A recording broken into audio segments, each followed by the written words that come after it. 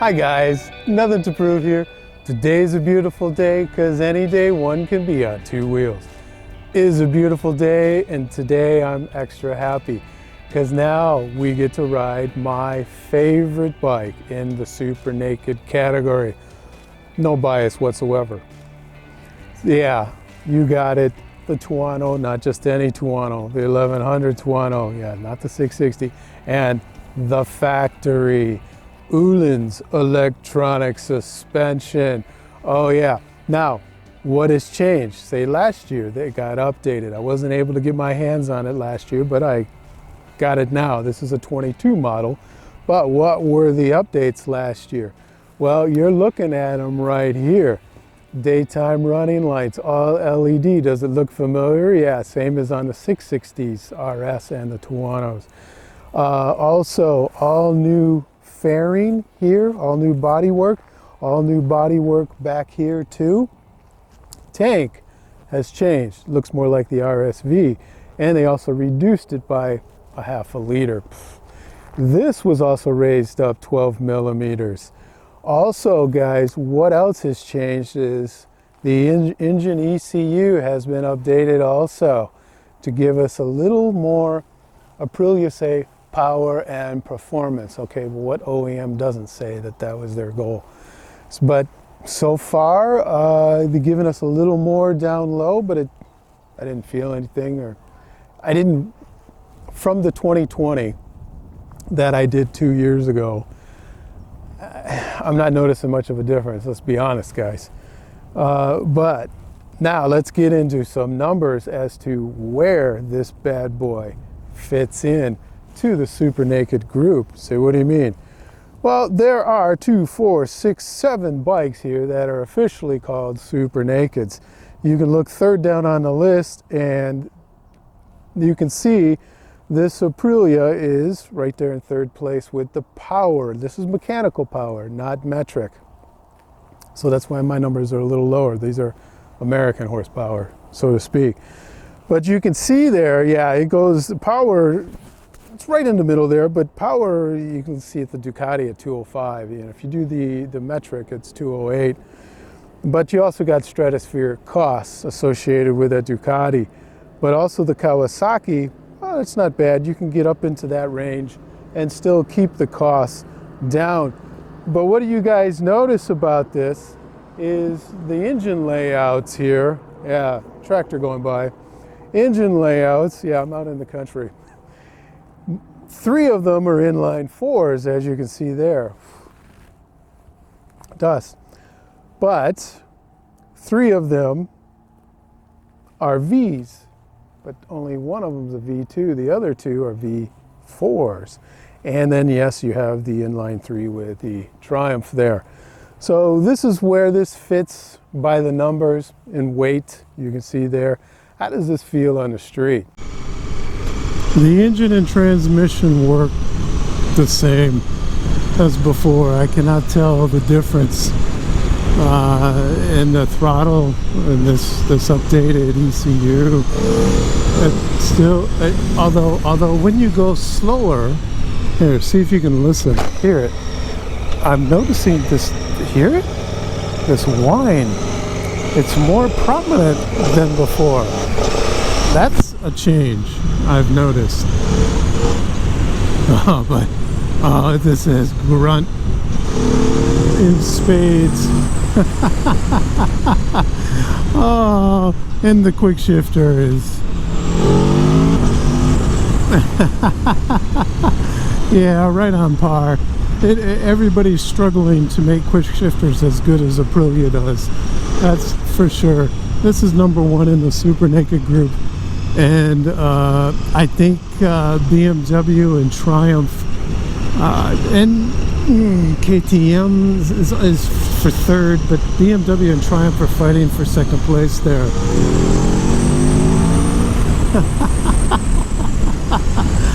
Oh, this is a joy. 2 thumbs away, way up for this Powertrain. Oh yeah. Now let's get into the chassis, shall we, guys? Yeah, Öhlins, look at that. Oh, that looks so sexy, the electronic Öhlins. 120 mils of travel. attached to, yeah, look at that huge disc, a 330 millimeter disc with M50 4 pots on there. Yeah. And of course, yeah, fully adjustable electronic rear, also 129 mils of travel. And then look right down there, 2-piston Brembo on a 220 disc. There, now how did this feel, this chassis feel on the street? This chassis is, for this electronic suspension, you can see here I'm in sport. But you know, whether you're in user defined, then you can set whatever you want, and also tour. You can change every setting and have it set, and you can go between these 3 road going modes, and then they also have track modes, 3 track modes that you can set everything, like 8 different things, not just traction control, not just ABS, not just the lean sensitivity, there, the engine braking, all this stuff. And the rear brake though, here, let's brake into this corner. Yeah, I'm getting more and more feel and feedback the more I ride this, because this bike had 0 kilometers on it when I took it out. But and the front brake is, yeah, that's awesome. That's just flat out awesome. Here, let's go. Hello.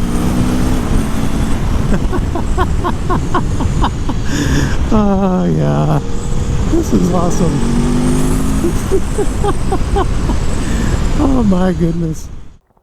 All right guys, let's continue on with the rest of this bike. You're looking at all of the new fairing work back here.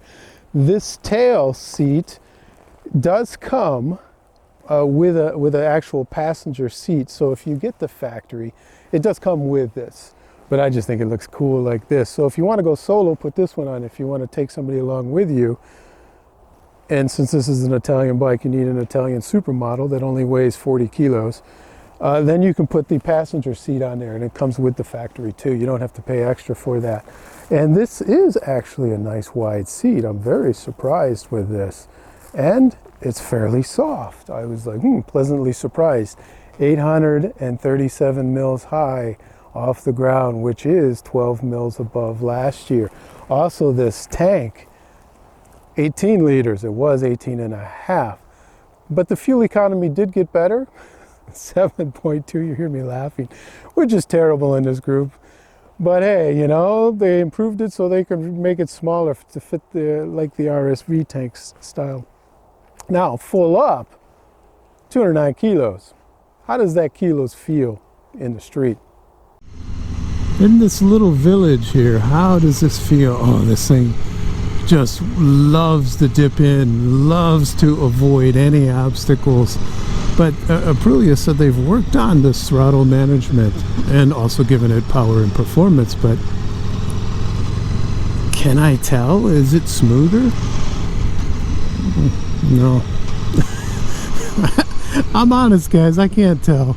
It feels the same. But that was 2 years ago that I rode that bike, so yeah. Here, let's see, what does this bike... Oh, no, I'm not going to get stuck at the light. Usually I get stuck at this light, and then I can show you how it is with me on it. But I'll pull over and show you guys. And